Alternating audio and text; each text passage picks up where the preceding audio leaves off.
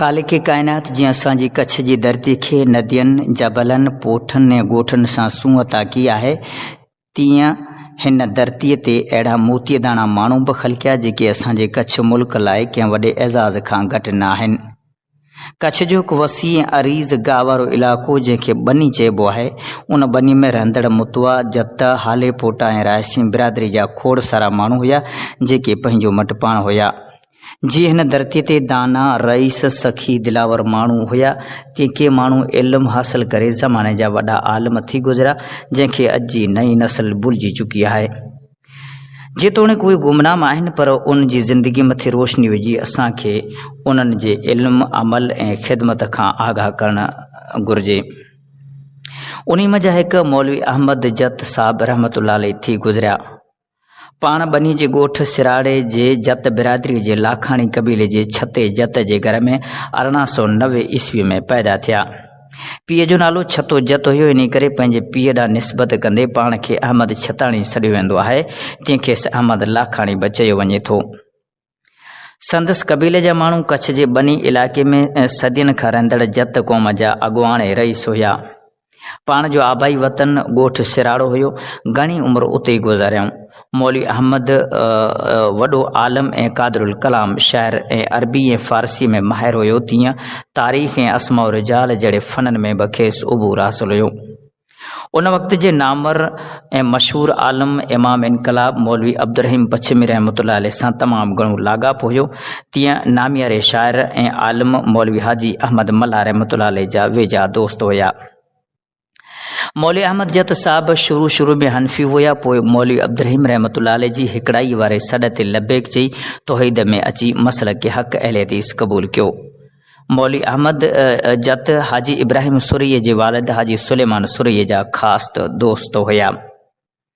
मौलवी अहमद छताणी जी इब्तिदाई तालीम जे हवाले सां असांखे मालूम न थी सघियो आहे त कंहिंखां ऐं किथां खां तालीम हासिल कई। सिर्फ़ु एतिरो मालूम थियो आहे त सिंध खां तालीम हासिल कई। जॾहिं त किन वॾनि खां ॿुधोसूं त मौलवी अहमद मल्ला सां गॾु पढ़ंदा हुआ।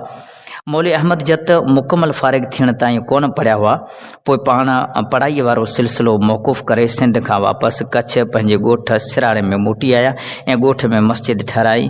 मस्जिद में ठाहिराइण में मौलवी अहमद सां गॾु उन जे साथी निमरे जत बि सुठी मदद कई। निमरो जत मौलवी अहमद छताणी साहब जो वेझो दोस्त हुयो, जेको मौलवी साहब सां हर वेल सफ़र अज़र में गॾु रहंदो हुयो। हिकु दफ़ो ॿई सामूंडी सफ़र में वञी रहिया हुआ, जंहिं महिल समुंड में तेज़ हवा लॻण सां कश्ती लुॾण लॻी त मौलवी अहमद ही शेर चयो त काल कोटेसर मथां ॿेड़ा विधऊं ॿार में, तवकुल संदो तुरो ॿधी पातऊं पग पातार में, थियूं लॻनि लहरूं लखे समुंड में। पोइ इन शेर जे आख़िर में पंहिंजे दोस्त निमरे खे यादि कंदे चयो त नंग भरे निमरे जे लाइ था घुरूं दिलजीत हुआ, आकबत ईमान जी धणी जे दरबार में, ऐं अहमद कीम छॾ सुनत सचे सरदार जी, तां न थिए तुरो तवाई तो संदो इन तार में। मौलवी अहमद साहब किताबनि जो गहरो मुतालो कंदा हुया।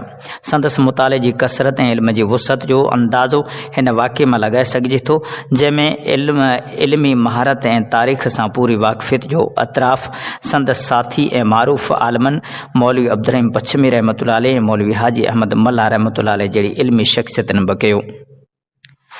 अलाह ॾिनी नोड़े ॿुधायो त हिकु दफ़ो मौलवी अहमद मल्ला सिंध खां कच्छ ॾांहुं अची रहिया हुआ त कच्छ जे रिण में पुराणे ज़माने में कंहिं मुअल माण्हू जो हॾो ॾिठाई। पोइ मौलवी अहमद मल्ला रहमतुल्लाह अलैह पंहिंजे शाइराणे अंदाज़ में ऐं तख़यल में उन हॾे खे सवाल पुछियो, वरी सवाल जो जवाबु ॾिनाई। उहो सॼो शेर सवालनि जवाबनि ते मुश्तमिल तवील शेर आहे, जेको मौलवी अहमद मल्ला रहमतुल्लाह अलैह जी किताबनि में लिखियलु आहे। मौलवी अहमद मल्ला जॾहिं कच्छ में मौलवी अब्दुर्रहीम पछमी जे ॻोठ लुड़ी ककर में आया, मौलवी अब्दुर्रहीम सां मुलाक़ात की।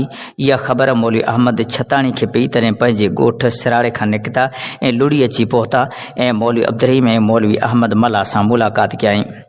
हिकु ॿिए जो हाल अहवाल करण खां पोइ मौलवी अहमद मल्ला रहमतुल्लाह अलैह मौलवी अहमद जत खे चयो त मौलवी अहमद को शेर ॿुधायो।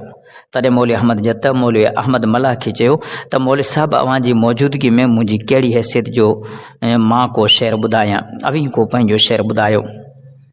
पोइ मौलवी अहमद मल्ला साहब हॾे वारो शेर ॿुधायो। तंहिंखां पोइ मौलवी अहमद छताणी जत इन ई नमूने पंहिंजो शेर जेको वाट जे नाले सां मशहूरु आहे उहो ॿुधायो, जंहिं शेर में मौलवी अहमद जत ख़्याली अंदाज़ में वाट खां सुवाल पुछे थो, वरी वाट उन जो जवाबु ॾिए थी।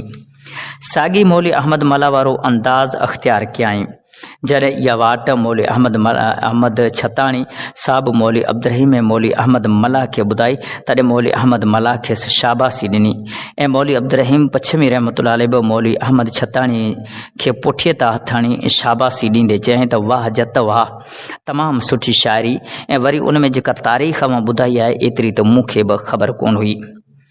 इहो मौलवी अब्दुर्रहीम पछमी जहिड़े वॾे आलिम बि इक़रार कयो।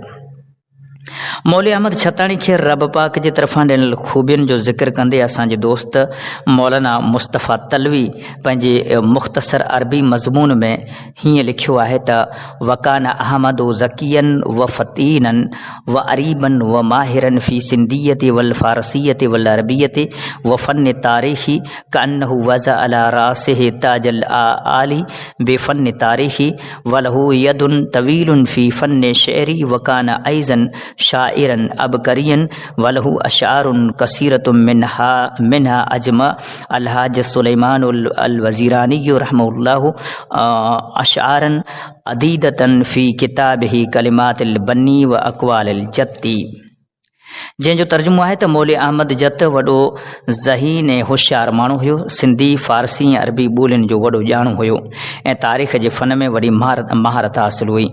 ॼण के हिन तारीख़ जहिड़े फ़न खे सिर जो ताज ठाहे पंहिंजे मथे खे सजाए हो ऐं शाइरी जे फ़न में बि वॾी महारत हासिल की हुई।